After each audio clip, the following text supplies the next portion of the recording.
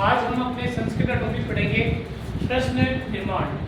जैसे कि आप जानते हो प्रश्न निर्माण जो इंग्लिश में WH वर्ड होते हैं, हिंदी में कौन, कहाँ, क्या, किसने, कब, इस प्रकार के जो हम प्रश्न बनाते हैं उसको संस्कृत में किस प्रकार से बनाया जाएगा देखिए। सबसे पहले हमारे सामने 9 शब्द आते हैं। 9 ऐसे शब्द हैं जिनको प्रश्न निर्माण के लिए प्रयोग किया जाता है। जैसे पहला शब्द हमारे पास है कदा। कदा का मतलब होता है कब, यानी एक समय के लिए पूछा जाता है कि आप किस समय कौन सा कार्य कर रहे हो। कोई सुबह जल्दी उठता है, 5 बजे उठता है, ये इतना समय होता है और उस समय के लिए हम क्या कहते हैं कि आप कब उठते हो, तो उसके लिए प्रयोग होता है कदा। पुत्र, पुत्र यानी कहाँ, यह स्थान के लिए प्रयोग किया जाता है। किसी वह जयपुर रहता है, वह सीकर में रहता है, तो उसके लिए हम उसने क्या पूछते हैं कि आप कहाँ रहते हो, आप वह कहाँ रहता है, आप कहाँ रहते हो, तो वह स्थान के लिए। तीसरा शब्द है कति, यानी कितने, कितने यानी संख्या। कक्षा में 25 छात्र हैं, कक्षा में 50 छात्र हैं, तो इस कक्षा में कितने छात्र हैं।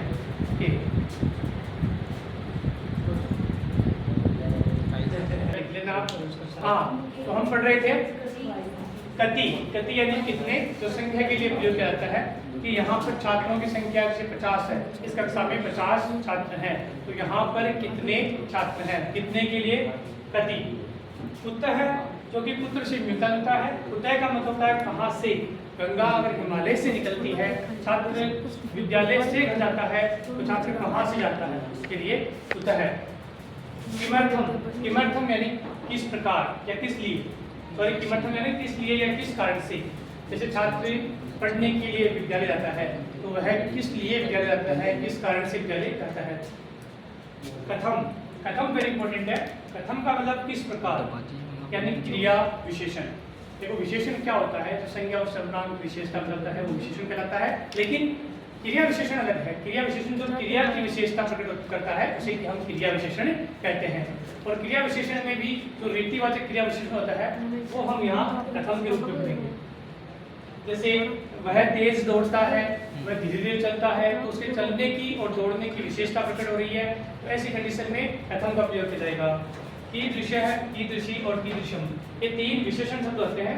तीनों संज्ञा के स्थान पे आने वाले जो शब्द होते हैं वो जैसे विशेषण संज्ञा और सर्वनाम की जो विशेषता प्रकट करते हैं। और पुल्लिंग के लिए हम कीदृश का प्रयोग करते हैं, स्त्रीलिंग के लिए कीदृशी का और नपुंसकलिंग के लिए कीदृशम शब्द का प्रयोग करते हैं।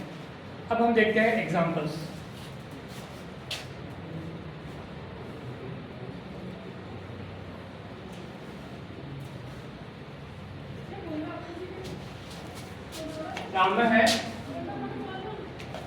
नाम है पंचवादने, नाम है पंचवादने उत्तिष्ठति। नाम है पंचवादने उत्तिष्ठति। राम 5 बजे उठता है। यहाँ हमने पंचवादने के लिए प्रश्न बनाया कि राम कब उठता है, राम कब उठता है, तो कब के लिए प्रश्न क्या होता है, कदा। अगर इसी को आप कहोगे कि लता, लता सायकाले, लता सायकाले देवी स्तुतिं करोति, देवी स्तुतिं करोति। लता शाम के समय देवी की स्तुति करती है। तो यहाँ साय के समय यह भी एक समय होता है। 5 बजे, 10 बजे आपका ये समय है, साथ में सुबह है, शाम, ये भी एक समय के रूप में दर्शाया जाता है, तो इसके लिए भी क्या आएगा, कदा आएगा। नेक्स्ट एग्जांपल देखते हैं।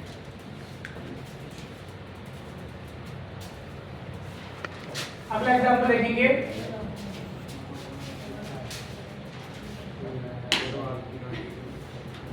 सह जयपुरे, सह जयपुरे निवसति, वह जयपुर में रहता है। जयपुर और सीकर ये सभी अपनी जगह का नाम है, स्थान का नाम है। और जब स्थान की बात आती है तो हम स्थान के लिए किसका प्रयोग करते हैं, पुत्र। तो वह कहाँ रहता है, इसके लिए क्या हुआ, पुत्र। Next question.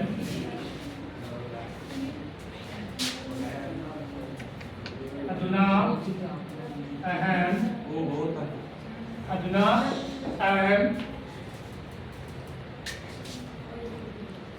शीघ्रं गमिष्यामि। अधुना अहम शीघ्रं गमिष्यामि। अभी मैं सीखकर जाऊंगा, अभी मैं सीखकर जाऊंगा। तो अभी मैं सीखकर जाऊंगा, इसमें अभी मैं कहाँ जाऊंगा, अगर प्रश्न बने शीघ्रम की जगह कि अभी मैं कहाँ पर जाऊंगा, तो यहाँ प्रश्न क्या बनेगा, पुत्र बनेगा कि अधुना अहम पुत्र गमिष्यामि, अभी मैं कहाँ जाऊंगा। खुद से भी प्रश्न किया जा सकता है, दूसरों से भी किया जा सकता है। 5 नंबर देखिए, गंगा गंगा हिमालयात, गंगा हिमालयात विगच्छति, गंगा हिमालय से निकलती है। तो हम प्रश्न क्या करेंगे कि गंगा कहाँ से निकलती है, गंगा कहाँ से निकलती है, और कहाँ से के लिए आपको थोड़ी देर पहले बताया था क्या आएगा, उत्तर है 6 नंबर, राम है पठनार्थम, राम है पठनार्थम विद्यालय गच्छति, राम है पठनार्थम विद्यालय गच्छति, राम पढ़ने के लिए विद्यालय में जाता है। तो आप प्रश्न क्या करोगे किसी से, तो आप ये प्रश्न करोगे कि राम किस लिए विद्यालय में जाता है, उसके जाने का कारण क्या है। तो यहाँ हम करेंगे किमर्थम, इसका प्रश्न क्या बनेगा, किमर्थम।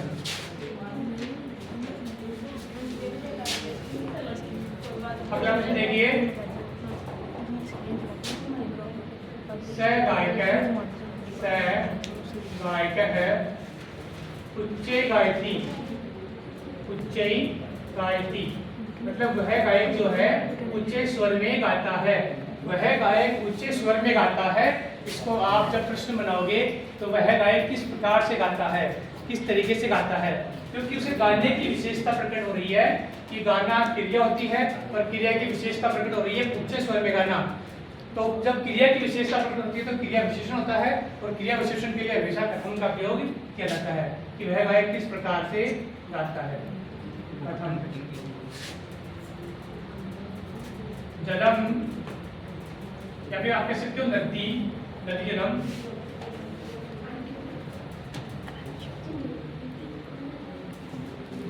नदी जलम सर्वदा सदा नीचे बहती, नदी का पानी हमेशा नीचे की ओर बहता है, मतलब जहाँ ढलान होती है उस तरफ भी हमेशा बहता है। तो नीचे के लिए नदी का जल किस प्रकार से बहता है, क्योंकि बहना एक क्रिया होती है और बहने की विशेषता है कि नीचे की ओर बहता है, तो इसको आप कह सकते हो कथम बहती। इसको एक एग्जांपल और से समझेंगे, कच्छपय, कच्छपय स्नेह स्नेह चलती, स्नेह स्नेह चलती। देखिए कछुआ जो है वो धीरे धीरे चलता है और उसके चलने की विशेषता प्रकट हो रही है धीरे धीरे चलना, और धीरे धीरे चलना इसकी विशेषता है। तो हम क्या कहेंगे कि कछुआ किस प्रकार से चलता है। तो स्नेह स्नेह के लिए प्रश्न क्या बनेगा, कथम, क्या बनेगा, कथम, कछुआ किस प्रकार से चलता है। नेक्स्ट, सह सुंदर है बालक है अस्ति, वह सुंदर बालक है, वह सुंदर बालक है।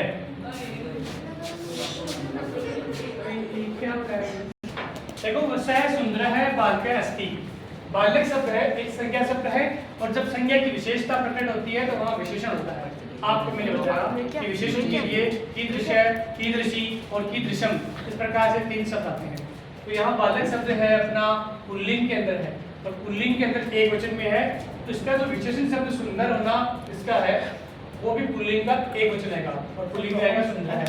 तो यहाँ आप जब प्रश्न बनाओगे तो क्या लिखोगे, कीदृश है, बालक कैसा है, बालक सुंदर है, तो बालक कैसा है, ये इसका प्रश्न निर्माण बनता है। अगला प्रश्न है, सा मधुरतमा भाषा अस्ति, वह मधुर भाषा है। आप जानते हो भाषा शब्द आकार स्त्रीलिंग शब्द है, और स्त्रीलिंग शब्दों के लिए आपका विशेषण भी स्त्रीलिंग में आएगा और इसका प्रश्न निर्माण भी स्त्रीलिंग में ही आएगा। तो वह मधुर भाषा है, तो वह कैसी भाषा है? प्रश्न ये बनेगा कि वह कैसी भाषा है, तो उसके लिए मधुरतमा का प्रश्न निर्माण क्या करोगे? कीदृशी, सा कीदृशी भाषा अस्ति। सवाल नंबर लिखोगे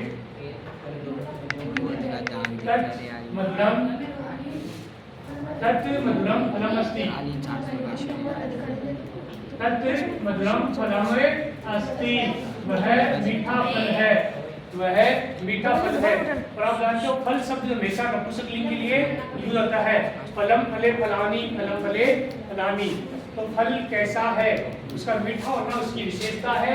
और इसके लिए जैसे पुल्लिंग में कीदृश आता है, स्त्रीलिंग में कीदृशी आता है, और नपुंसकलिंग में क्या आता है? कीदृशम।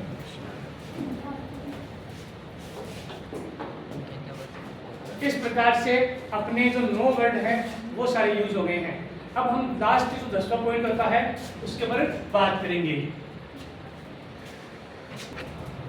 हमने जो 9 पॉइंट पढ़े थे, कदा, कुत्र, कति, कीदृश, किमर्थम, कथम और कीदृश, कीदृशी और कीदृशम। उसके बाद जो 10वां पॉइंट आता है वो होता है अपना किम शब्द। आप जानते हो तो किम शब्द है वो तीनों लिंगों में चलता है, और पुल्लिंग, स्त्रीलिंग, नपुंसकलिंग में इस प्रकार से लिखा जाता है। तो जैसे पुल्लिंग की बात करें तो क्या है? ओ और के। अगर स्त्रीलिंग की बात करें तो का, के, काहा। अगर नपुंसकलिंग की बात करें तो किम, के, कानी, किम, के, कानी। इस प्रकार से इसके सभी के 7 विभक्तियां होती है और 3 वचन होते हैं। तो ये सब रूप आपको अगर याद होने जरूरी है। उसके बाद हम अपना 10वां जो है उसके एग्जाम्पल नंबर 12 देखते हैं। अभी तक हमने 11 उदाहरण लिखे हैं। उदाहरण नंबर 13 देख लेते हैं। उदाहरण नंबर 13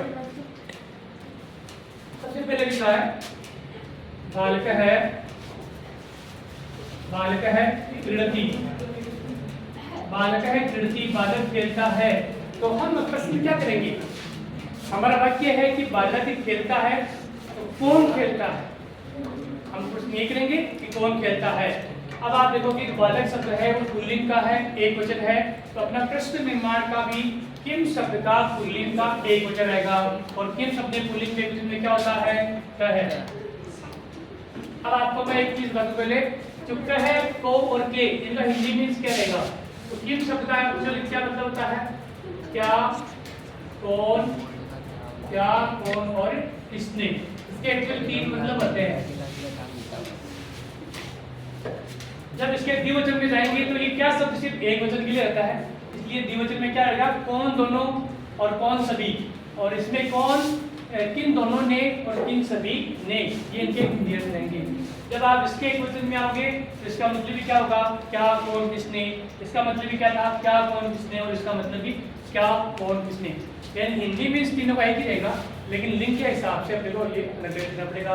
तो अब आप समझ गए होंगे कि इसका मतलब होता है क्या, कौन, किसने, इसका मतलब होता है कौन दोनों, इसका मतलब कौन सभी, और किन दोनों ने और किन सभी ने। ये इसके हिंदी अर्थ रहेंगे। और क्योंकि क्या शब्द है वो एक वचन के लिए यूज होता है। तो बालक खेलता है, कौन खेलता है। अगर यहाँ बालिका होता तो बालिका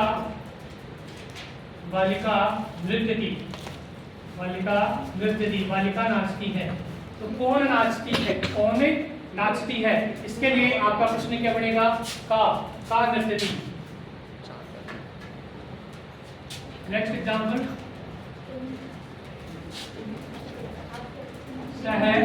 रामस्य भ्राता अस्ति, भ्राता अस्ति, वह राम का भाई है। तो एक्चुअली में आप प्रश्न क्या बनाओगे कि वह किसका भाई है। आपने लिखा किसका, यानी किसका जो शब्द है उसमें लास्ट वर्ड क्या आ रहा है? का।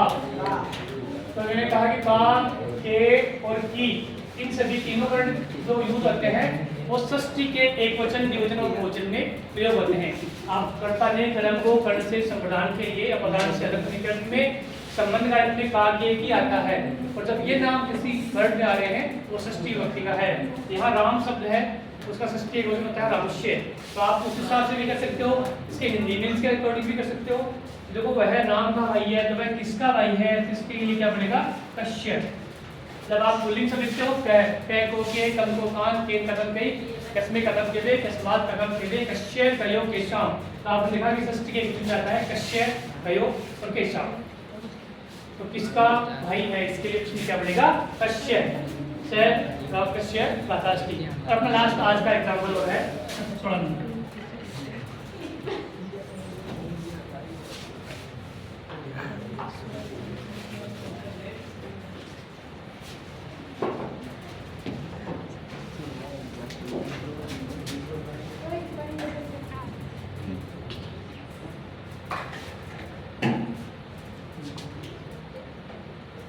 यमुना जलम बहती, यहाँ यमुना नदी का जल बहता है। तो देखो यहाँ प्रश्न क्या बनेगा, यहाँ किसका जल बहता है, कौन सी नदी का है, किसका जल बहता है। तो यहाँ जब ये पुल्लिंग में रामश्य किसका कश्य, तो स्त्रीलिंग के अंदर यहाँ आप देख रहे हो कि यमुना शब्द है, आकारांत स्त्रीलिंग शब्द है, और आकारांत स्त्रीलिंग शब्दों के लिए का के कहा यूज किया जाएगा। जब स्त्रीलिंग का षष्ठी का एकवचन देखोगे तो यहाँ प्रश्न बनेगा कश्या, क्योंकि कश्या कयो केशाम, कश्या कयो का साम, कश्या कयो का साम का षष्ठी का रहेगा। ओके, धन्यवाद। अपना टॉपिक खत्म।